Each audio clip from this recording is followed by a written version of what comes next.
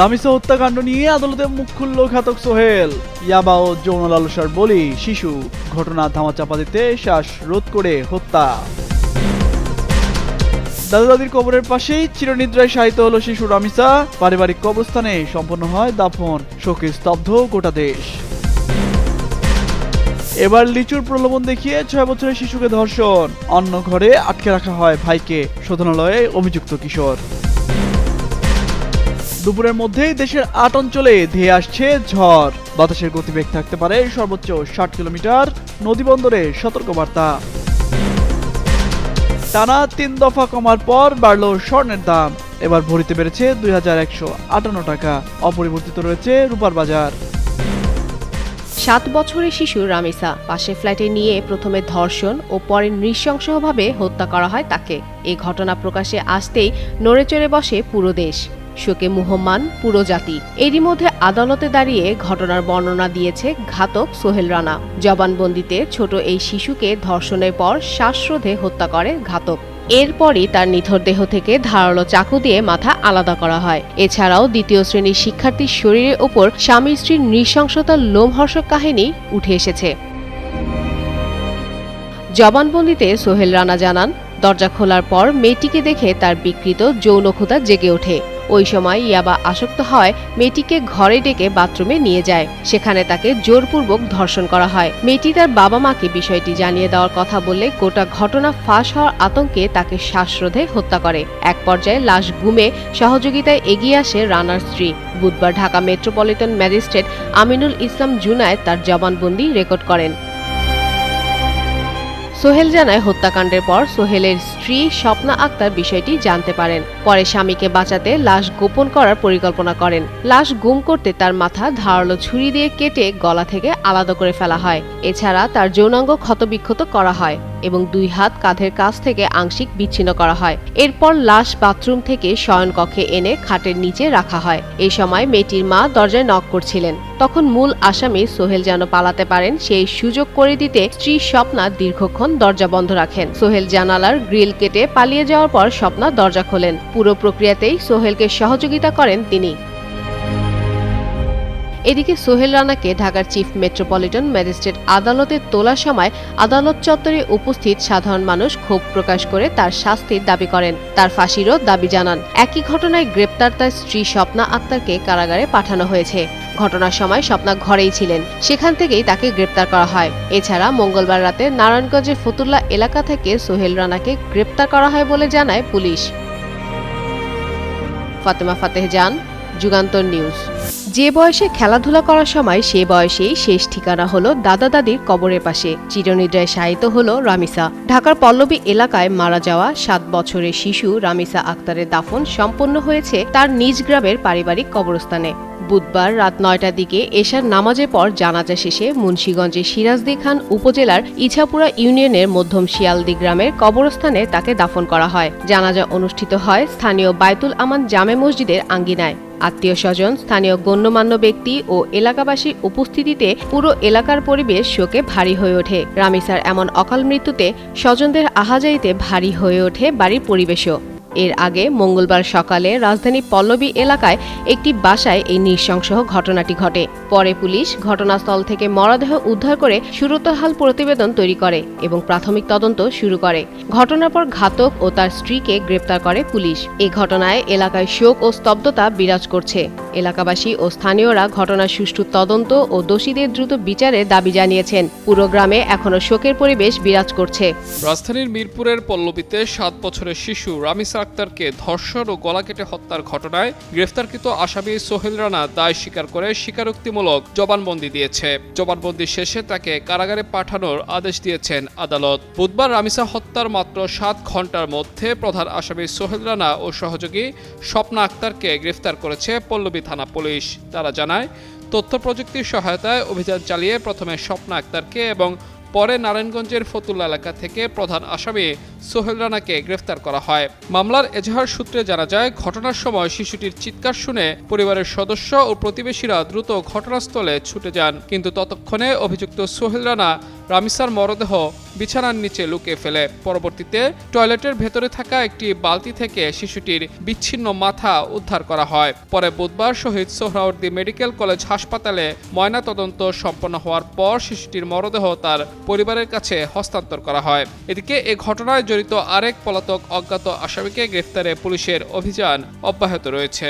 ভ্যাপসা গরম আর অস্বস্তিকর আবহাওয়া দিয়ে দিন শুরু হয়েছে দেশের বিভিন্ন অঞ্চলে। সকাল থেকে বাতাসে আর্দ্রতার পরিমাণ বেশি।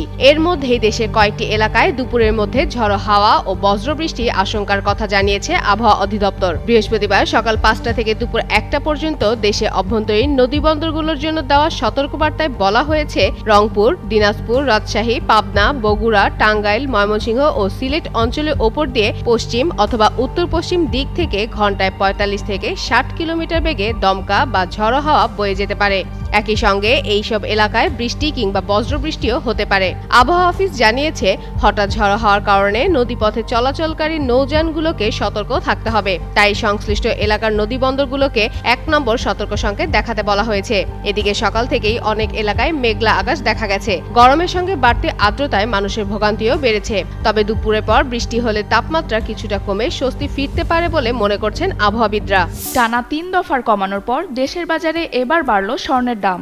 ভরিতে 2158 টাকা বাড়ানোর সিদ্ধান্ত নিয়েছে বাংলাদেশ জুয়েলার্স অ্যাসোসিয়েশন বাজুস। নতুন দাম হিসেবে 22 ক্যারেটের 1 ভরি স্বর্ণের দাম 2,38,121 টাকা নির্ধারণ করেছে সংগঠনটি।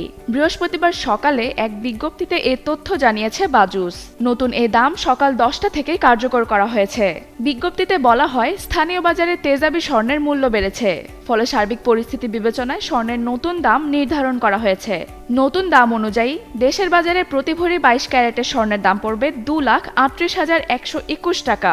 এছাড়া 21 ক্যারেটের প্রতি ভরি 2,27,331 টাকা, 18 ক্যারেটের প্রতি ভরি 1,94,847 টাকা এবং সনাতন পদ্ধতির প্রতি ভরি স্বর্ণের দাম 1,58,689 টাকা নির্ধারণ করা হয়েছে। এর আগে সবশেষ গত 20 মে সকালে দেশের বাজারে স্বর্ণের দাম সমন্বয় করেছিল বাজুস। সে সময় ভরিতে 2,158 টাকা কমিয়ে 22 ক্যারেটের 1 ভরি স্বর্ণের দাম 2,35,963 টাকা নির্ধারণ করেছিল সংগঠনটি।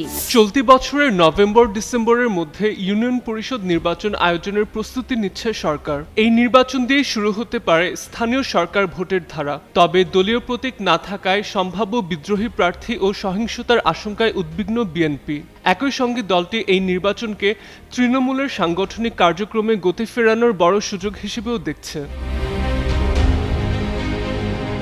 সংশ্লিষ্ট সূত্র বলছে, প্রথম ধাপে ইউনিয়ন পরিষদ নির্বাচন এবং পরে পর্যায়ক্রমে পৌরসভা সহ স্থানীয় সরকারের অন্যান্য স্তরের ভোট আয়োজনের পরিকল্পনা রয়েছে সরকারের।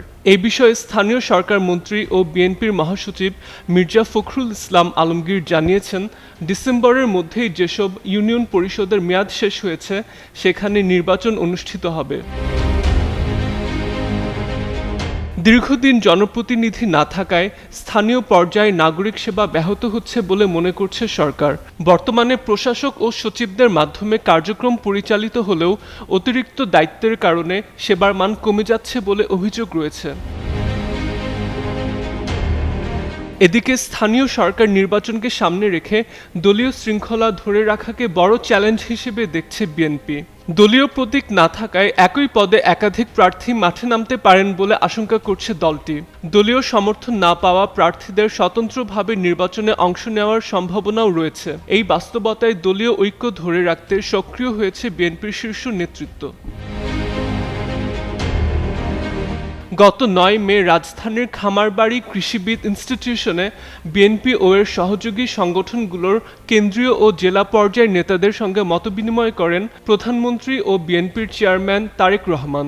সেখানে স্থানীয় সরকার নির্বাচন নিরপেক্ষ ও প্রতিযোগিতামূলক করার বার্তা দেন তিনি। নেতাকর্মীদের ঐক্যবদ্ধ থাকা, মানুষের আস্থা অর্জন এবং মাঠে কাজ করার নির্দেশনাও দেন বিএনপি প্রধান।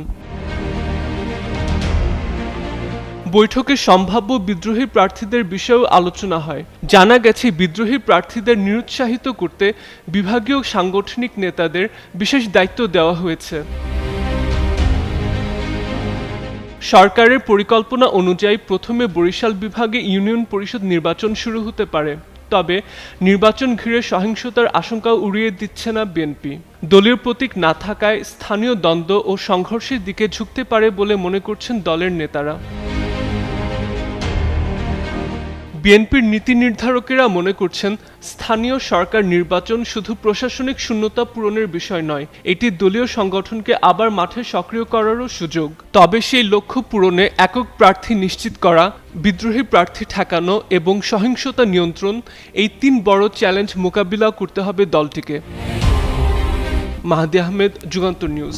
রাজধানী পল্লবীতে দ্বিতীয় শ্রেণীর শিক্ষার্থী রামিসা আক্তার হত্যাকাণ্ডে সারা দেশে শোক ও ক্ষোভ ছড়িয়ে পড়েছে। এ ঘটনায় কঠোর শাস্তির দাবি জানিয়েছেন সাধারণ মানুষ থেকে শুরু করে বিভিন্ন অঙ্গনের জনপ্রিয় ব্যক্তিরা। কথা বলেছেন জনপ্রিয় ইসলামী আলোচক মিজানুর রহমান আজহারিও।